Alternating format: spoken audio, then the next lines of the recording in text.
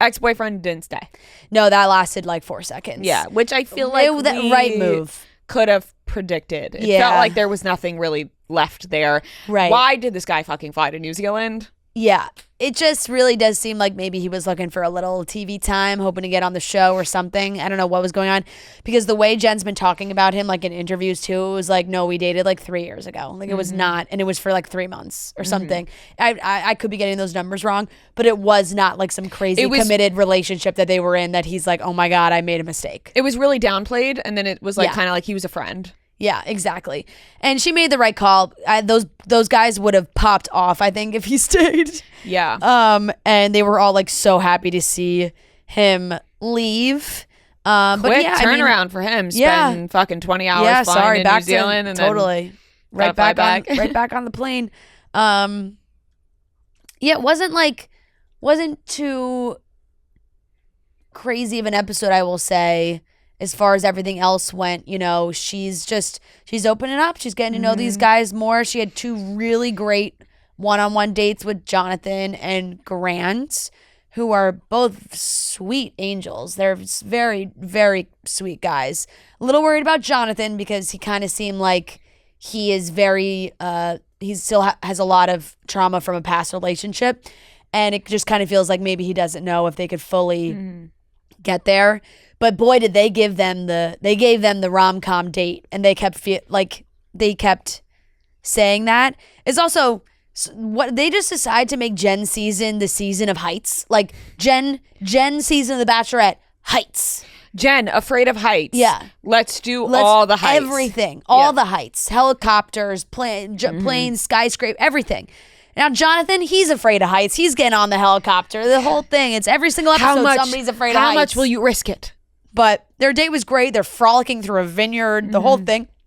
And then, honestly, I would love to know, because to me, it seemed like fake rain. And Grant's date, that was real rain. This one, it was just like the perfect timing of them in the courtyard. And I was like, it doesn't really look like it's raining behind them. Like, it looked like they just launched like the perfect amount of movie effect rain of like, let's kiss in the rain, because the whole date they're like, this is like a movie, it's a rom-com, the whole my God, imagine thing. it rained right now. Yeah, and then now they magically get rained on. It's like the perfect rain. They're just laughing and making out in the rain, Notebook style. So those were great. The group date was herding sheep farm. Devin somehow won best farmer. He didn't do one single thing. I don't know what, like, it's funny because to me, Devin really isn't that like problematic. He's just spending a lot of time with Jen. So he's just wasn't doing the group date stuff. He was just hanging out with Jen.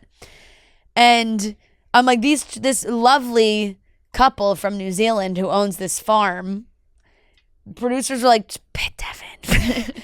Devin's the best farmer, because he did nothing. He's not the best farmer. And the what guy made was like, him Devin, the best farmer? Yeah, he did nothing. He wasn't cutting dingleberries off sheep like everybody else was, and mucking stalls and doing everything. So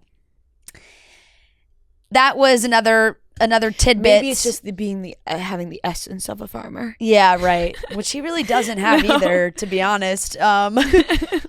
The big thing was that Austin left, which was, there's always going to be somebody who's like, oh, I haven't gotten any one-on-one time. It's not happening. Everybody else's relationships are moving too fast, which kind of seemed like how Austin felt. But it's the same. That's the same storyline of like a guy leaves. She didn't even really seem like she liked him that much. But of course, it spirals for her of like, oh my God, like he just left. Like, what does that say about me? And that broke my heart, because she was using some language that was like, she's like, it just makes me feel like I've had thoughts of like being worthless and like things like that. That was just like, oh, Jen, no, that's no. like, it's honestly so sad. And it's like, I can see she's in a vulnerable position where, you're just locked in this environment. Yeah. And so like her brain's going to go there, but she shouldn't feel that way at all. No, totally. Like, and the guys, I thought, really reassured her. Yeah, like, they did a good job. And at the end of the day, like, you are spending so much time with other people. Like, although I don't think she should feel that way at all, and it's awful that she feels that way,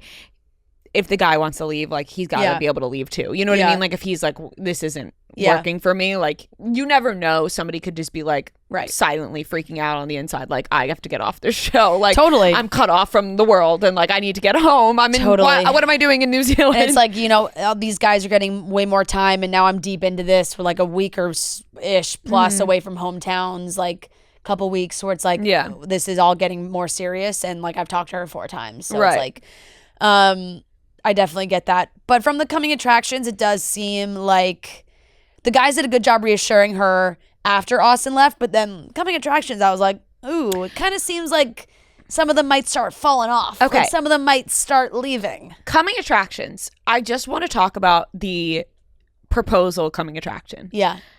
She says that she's tired of men making the decisions for her and like running her relationships. Yeah. Do we think... Oh, she proposes. Do we think she proposes, or do we think she ends up with nobody? I'm going back and forth with both of those. That she tells whoever's the final 2, she tells them both, you can't propose to me because but I mean, I love that theory only because they're pushing so hard. Like, the storyline seems so clear that she picks nobody. Like, that's how they keep framing it, which it could be a setup. She proposes because that's never been done before. Yeah. The girl has never been like, no, I can't let you propose to me because I'm proposing to you. Yeah. So maybe that's it too. Maybe it's just leading us to think she ends up with nobody, but really she proposes. I like that idea. Who's to say? I know. Because it is one of those, it's never happened before. Right. And both of those things, right? Yeah. Nobody's ever just not picked anybody. No. And no woman on the show has ever just been like, I'm going to propose. As far for The Bachelorette, yes. There was one season of The Bachelor where I believe he picked nobody. Yeah. Really? I think Brad Womack, his first season, didn't pick anybody. And then he got to be The Bachelor again. Oh. That was early. This was like early on. Yeah. Interesting. I could be wrong about that. Ooh, but that's how I'm like, he did that. Then I think he picked Emily Maynard. Oh no, Emily Maynard was maybe. That's some deeper Bachelor trivia that I'm not remembering right now, but I'm pretty sure he didn't pick somebody and then he straight up was The Bachelor again like 2 seasons later. Okay. So there's 2 theories out there that could be. Yeah. I think that's a very good theory.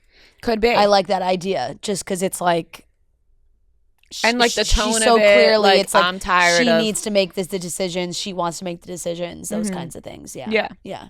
So would be fun. Would be fun to see. Definitely. So we'll see what happens. But that was basically, I mean, it was a standard episode. You know, I think it was Dylan that went home. He was, Standard. I liked him. Standard app. Yeah.